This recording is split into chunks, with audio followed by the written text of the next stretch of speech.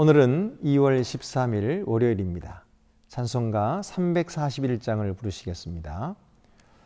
십자가를 내가 지고 주를 따라갑니다.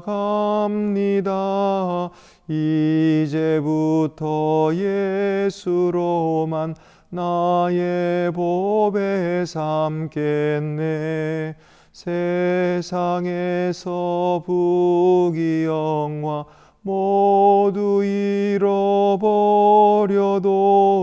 주의 평안 내가 받고 영생 복을 받겠네. 주도 곤욕 당했으니 나도 곤욕 당하리. 세상 사람 간사하나 예수 진실합니다.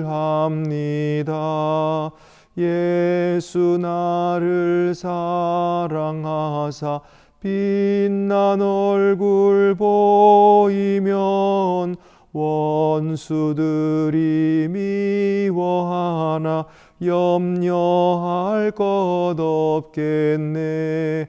내가 핍박 당할 때에 주의 품에 안기고 세상 고초 당할수록 많은 위로 받겠네. 주가 주신 기쁨 외에 기뻐할 건 무엇냐. 주가 나를 사랑하니 기뻐할 것뿐일세. 아멘. 하나님 말씀은 마태복음 10장 34절에서 42절입니다. 내가 세상에 화평을 주러 온 줄로 생각하지 말라. 화평이 아니요 검을 주러 왔노라. 내가 온 것은 사람이 그 아버지와 딸이 어머니와 며느리가 시어머니와 불화하게 하려 함이니 사람의 원수가 자기 집안 식구리라.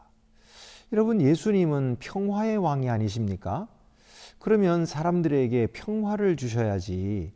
오늘 성경을 보면은 주님께서 이 세상에 화평을 주러 온 것이 아니고 오히려 검을 주러 왔다라고 말씀하시죠.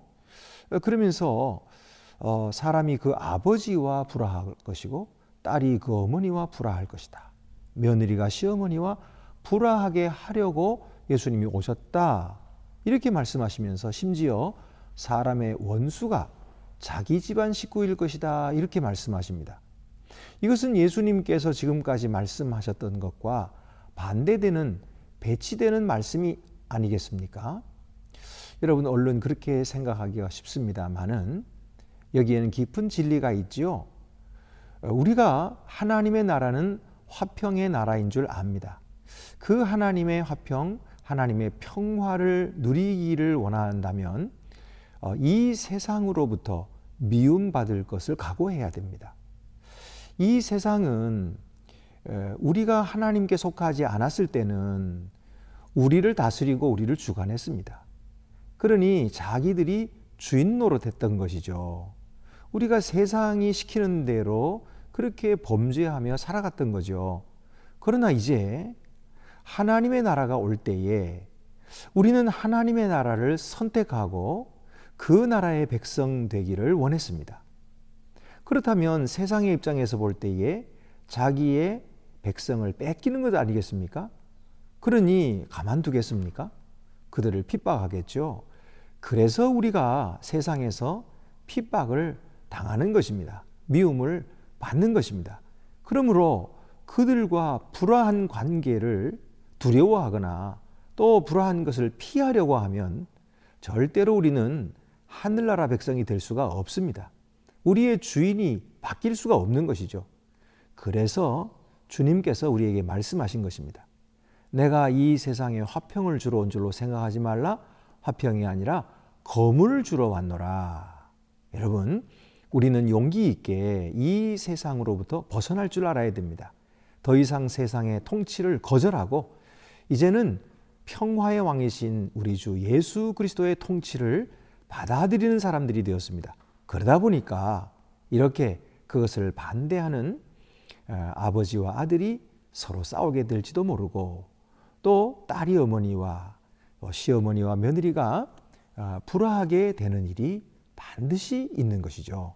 그래서 주님께서는 그렇게 우리에게 말씀하셨습니다. 여러분, 우리는 이 세상의 자기 중심성으로부터 벗어나서 이제는 하나님의 통치 아래로 옮겨지게 되었으니 우리가 이 일을 위하여 기꺼이 불화한 것을 감수하기로 그렇게 마음먹을 때에 하나님께서는 우리와 함께 계실 것입니다. 또한 37절 말씀을 보면은 아버지나 어머니를 나보다 더 사랑하는 자는 내게 합당하지 아니하고 아들이나 딸을 나보다 더 사랑하는 자도 내게 합당하지 아니하며 또 자기 십자가를 지고 나를 따르지 않는 자도 내게 합당하지 아니하니라. 자기 목숨을 얻는 자는 잃을 것이요 나를 위하여 자기 목숨을 잃는 자는 얻으리라. 결국은 하나님을 가장 사랑해야 된다, 그런 말씀입니다. 심지어는 아버지와 어머니를 사랑하는 것보다 더 사랑해야 된다. 자기의 아들이나 딸을 사랑하는 것보다 하나님을 더 사랑해야 된다, 그렇게 말씀하십니다. 왜 그럴까요? 하나님이 우리의 주인 되시기 때문입니다. 하나님을 이토록 사랑해야만이, 그래야 하나님 나라의 백성이 되는 것이기 때문입니다. 그리고 바로 그 일을 위해서 우리는 이제 자기 십자가를 지고 주님을 따라가야 합니다. 여러분, 예수님 당시에 십자가를 진다고 하는 것이 무슨 의미였겠습니까? 그것은 오늘날처럼 목걸이에 십자가를 만들어 달고 다니는 것이 아닙니다.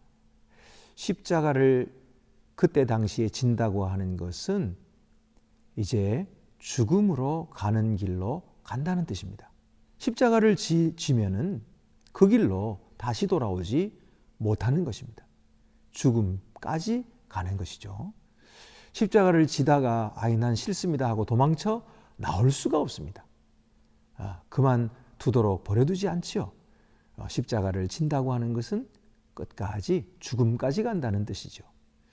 그런 의미에서 예수님께서 너희가 나를 따라오려거든 자기 십자가를 지고 따라와야 한다라고 하는 이 말씀의 깊은 의미를 되새겨야 됩니다.